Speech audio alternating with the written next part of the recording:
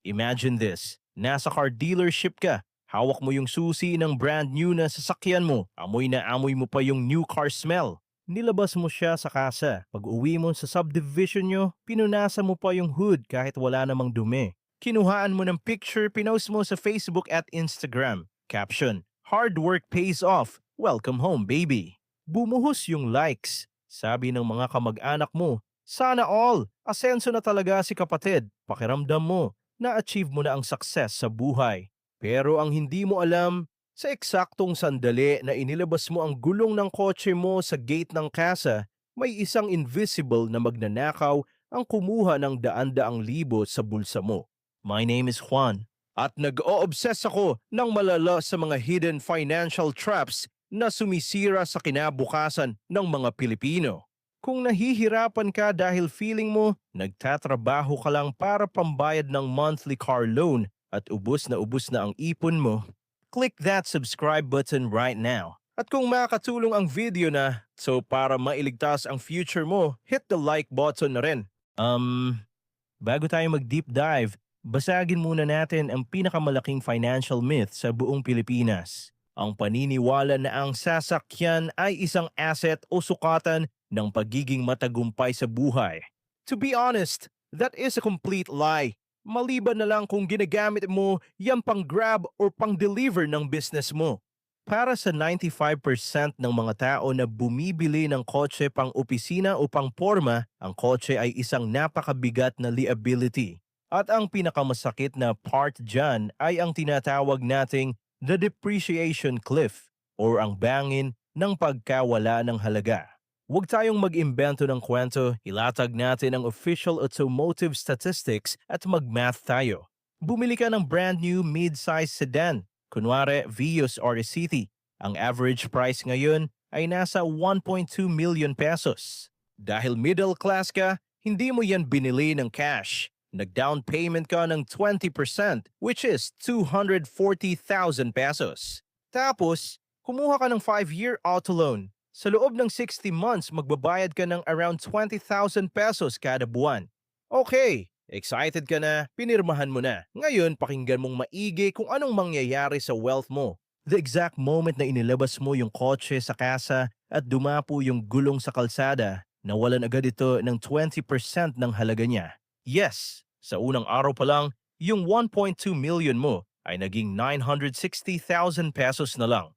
Isang iglap, sunog ang 240,000 mo. Pero si Mepre, hindi mo yun iniisip kasi amoy bago pa yung kotse at busy ka pa mag-post sa social media. Fast forward natin, tiniis mo ang 5 taon, binayaran mo yung 20,000 monthly mo nang walang palya kahit hirap na hirap ka na. Finally, tapos na! Nakuha mo na yung OR/CR mo sa bangko. Fully paid ka na after 5 years. Naisip mo ngayon, gusto ko nang mag-upgrade. Ibebenta ko na to tapos bibili ako ng SUV. Pumunta ka sa Facebook Marketplace para i-check ang presyo. At doon mo nakita ang bangin, the depreciation cliff. Ang average depreciation ng isang sasakyan after 5 years ay 50% to 60%. Ibig sabihin, yung 1.2 million na sasakyan mo noon, ang bentahan na lang ngayon ay nasa 480,000 to 500,000 pesos na lang. Pero teka, computin natin ang totoong nawala sa iyo. Magkano ba talaga ang ibinayad mo sa bangko sa loob ng 5 taon? 240,000 down payment plus 20,000 times 60 months. Ang total na inilabas ng bulsa mo ay 1.44 million pesos. Hindi pa natin sinasama dyan yung mahal na comprehensive insurance yearly, yung PMS sa kasa at yung interest sa utang. Aabutin ka ng 1.7 million pesos. So, gumastos ka ng 1.7 million pesos, tapos ang natira na lang na value na pwede mong ibenta na ngayon ay 500,000 pesos. Ibig sabihin, 1.2 million pesos ng pinaghirapan mong pera ang literal na nag-evaporate at naging usok na wala ng parang bula. That is the depreciation cliff. Nilamon nito ang 5 taon ng pagtatrabaho mo, ng mga overtime mo, ng mga stress mo sa boss mo. Kung ganito kasakit ang math, bakit ba paulit-ulit itong ginagawa ng mga Pilipino? Bakit ang daming bumibili ng brand new kahit hindi kaya ng sweldo? It comes down to psychology. Dalawang matinding sakit sa utak ang kalaban natin dito. Una, ang dopamine of the new car smell. Gustong-gusto ng utak natin yung feeling ng pag-unwrap ng bagong gamit, yung amoy ng bagong leather, yung kinang ng pintura. Pero ayon sa science, ang dopamine na yan ay nag-fade after just 3 to 6 months. Pagkatapos ng 6 months, ordinaryong bakal na lang uli yan para sa'yo. Ang problema, nawala na yung high mo after 6 months. Pero yung 20,000 pesos na utang mo buwan-buwan, nandyan pa rin for the next 4.5 years. Pangalawang sakit, ang sana all sickness at status signaling. Nakita mo yung batchmate mo na nag-post ng bagong SUV. Nakita mo yung kaopisina mo na nag-drive ng bagong sedan. Sabi ng ego mo, kailangan ko ring ipakita na hindi ako napag-iiwanan. Kailangan ko ring magmukhang mayaman. Kaya umutang ka ng malaki para bumili ng bagay na hindi mo naman kailangan. Para lang i-impress ang mga taong hindi mo naman talaga gusto. Ngayon, alam ko kung anong isasagot mo sa akin. Sige, I'll read your mind. Pakinggan ko ang rason mo.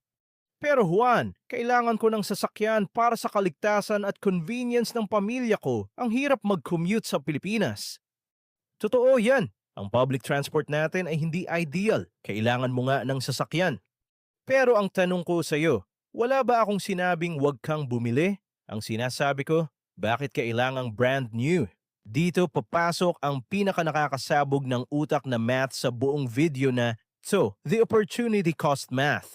Paano kung ginamit mo ang utak mo at imbes na bumili ng brand new, bumili ka ng 5-year-old na second-hand car in cash? Yung 1.2 million na kotse, mabibili mo na lang ng 500,000 pesos. Oo, wala ng new car smell, pero safe, malamig ang aircon at tumatakbo.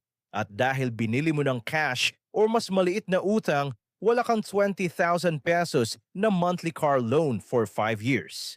Ngayon, paano kung yung 20,000 pesos na na-save mo buwan-buwan ay ininvest mo sa Pag-ibig MP2 na nagbibigay ng 7% interest?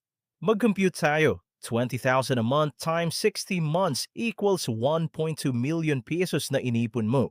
I-add mo yung 7% compounding interest dyan sa loob ng 5 taon. Boom! Ang pera mo ay naging around 1.4 million pesos.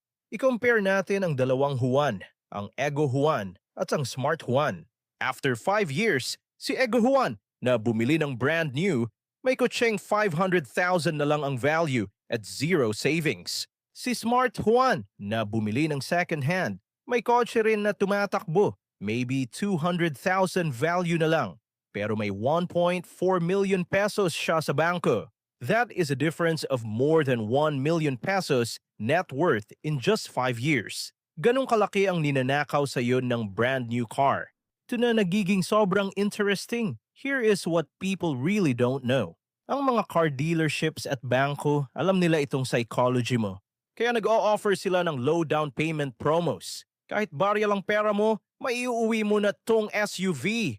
Hina-hijack nila ang dopamine mo. Hindi ka nila binibigyan ng asset. Binibigyan ka nila ng 5-year na kontrata ng pagkaalipin.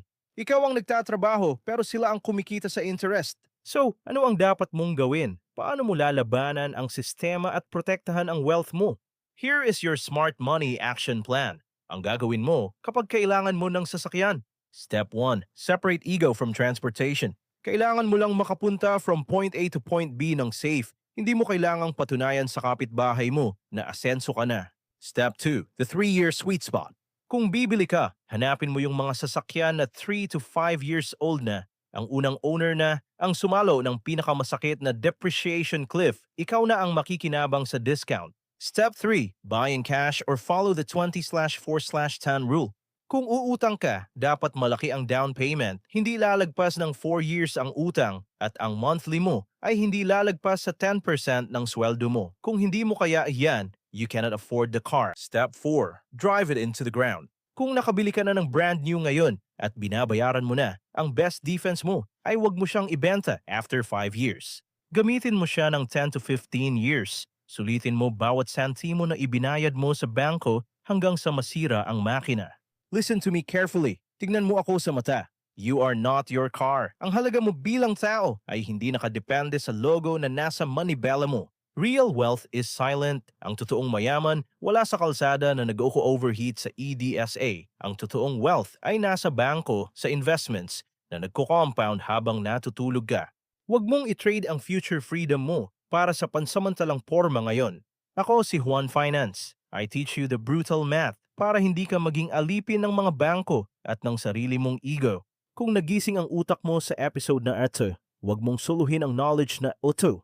I-share mo ito agad sa tropa mong excited kumuha ng auto loan para sa bagong pick-up truck na hindi naman niya kailangan. Ililigtas mo ang kinabukasan niya.